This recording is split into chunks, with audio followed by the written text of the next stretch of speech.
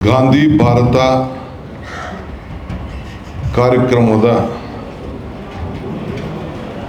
ಮುನ್ನಡೆಯನ್ನು ಈಗಾಗಲೇ ಪ್ರಾರಂಭವನ್ನು ಮಾಡಿದ್ದೇವೆ. ಈಗಾಗಲೇ 26ನೇ ತಾರೀಕು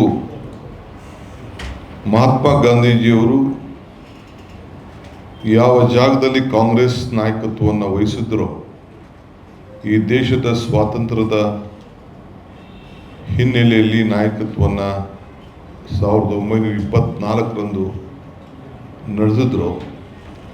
ಅದೇ ಜಾಗದಲ್ಲಿ ಈಗಾಗಲೇ ನಾವು ವರ್ಕಿಂಗ್ ಕಮಿಟಿಯನ್ನು ನಮ್ಮ ಮಲ್ಲಿಕಾರ್ಜುನ್ ಖರ್ಗೆ ಸಾಹೇಬರ ಅಧ್ಯಕ್ಷತೆಯಲ್ಲಿ ರಾಹುಲ್ ಗಾಂಧಿಯವರ ಮುಖಂಡತ್ವದಲ್ಲಿ ವರ್ಕಿಂಗ್ ಕಮಿಟಿ ಮೀಟಿಂಗು ನಡೀತು. ಎಲ್ಲ ನಮ್ಮ ವರ್ಕಿಂಗ್ ಕಮಿಟಿಯ ಸದಸ್ಯರು, ಮುಖ್ಯಮಂತ್ರಿಗಳು, PCC ಅಧ್ಯಕ್ಷರು, ಇಡೀ ದೇಶದ ಶಾಸಕಾಂಗ ಪಕ್ಷದ ಸದಸ್ಯರು, ನಾಯಕರುಗಳು ಎಲ್ಲ ಕೂಡ ಭಾಗವಹಿಸಿದರು. ಅವತ್ತು ನೆಕ್ಸ್ಟ್ ಡೇ ಸಾಯಂಕಾಲ ನಮ್ಮ AICC ಅಧ್ಯಕ್ಷರು ಮಲ್ಲಿಕಾರ್ಜುನ್ ಖರ್ಗೆ ಅವರು ಬಂದಂಥ ಅತಿಥಿಗಳಿಗೆ ಭೋಜನ ಏರ್ಪಾಡು ಮಾಡಿದರು. ಬೆಳಗಾಂ ಕ್ಲಬ್ನಲ್ಲಿ ನಡೀತಾ ಇರಬೇಕಾದ್ರೆ ಆಮೇಲೆ ಕೆಲವು ಸಾಂಸ್ಕೃತಿಕ ಕಾರ್ಯಕ್ರಮ ನಡೀತಿರೋ ಮಧ್ಯದಲ್ಲೇ ನಮಗೆ ಒಂದು ಸಂದೇಶ ಬಂತು. ಈ ರೀತಿ ನಮ್ಮ ವರ್ಕಿಂಗ್ ಕಮಿಟಿ ಸದಸ್ಯರಾಗಿದ್ದಂಥ ಮತ್ತು ಈ ದೇಶದ ನಮ್ಮ ಮಾಜಿ ಪ್ರಧಾನಮಂತ್ರಿಗಳು ಅವರಿಗೆ ಆರೋಗ್ಯ ಏರುಪೇರಾಗಿ ಫೈನಲ್ ಸೀರಿಯಸ್ನೆಸ್ ಇದೆ ಅನ್ನೋದು ನಮಗೆ ಮೆಸೇಜ್ ಬಂತು. ನಮಗೆ ತಕ್ಷಣ ಅಲ್ಲೇ ನಮ್ಮ ಆ ಒಂದು ಕಾರ್ಯಕ್ರಮದ ಸಾಂಸ್ಕೃತಿಕ ಕಾರ್ಯಕ್ರಮವನ್ನು ನಿಲ್ಲಿಸಿ ನಾವು ಸರ್ಕ್ಯೂಟ್ ಹೌಸ್ಗೆ ಹೋದ ತಕ್ಷಣ 9:50 ಅವರು ಕೊನೆಯ ಉಸಿರನ್ನು ಎಳೆದಿದ್ದಾರೆ ಅನ್ನೋದು ನಮ್ಮ AICC ಅಧ್ಯಕ್ಷರಿಗೆ ಮತ್ತು ರಾಹುಲ್ ಗಾಂಧಿಯವರಿಗೆ ತಿಳಿಸಿದ್ರು.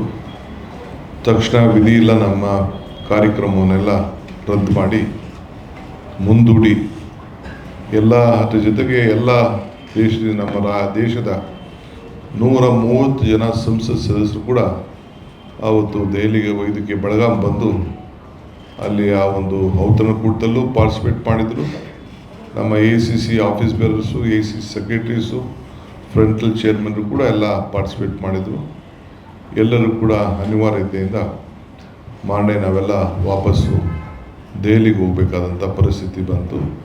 ಸೊ ಕಾರ್ಯಕ್ರಮವನ್ನು ಮುಂದೂಡಿದು. ಈಗ ಅವರು ಚರ್ಚೆ ಮಾಡಿ ನಾವು ಎಲ್ಲಿಂದ ನಿಲ್ಲಿಸಿದ್ದೋ 7 ಡೇ ಮಾರ್ನಿಂಗ್ ಇತ್ತು. ಸೊ ಯಾವ ಕಾರ್ಯಕ್ರಮವೂ ನಮ್ಮ ಪಕ್ಷ ತೆಗೆದುಕೊಳ್ಳಿಕ್ಕೆ ಆಗಲಿಲ್ಲ.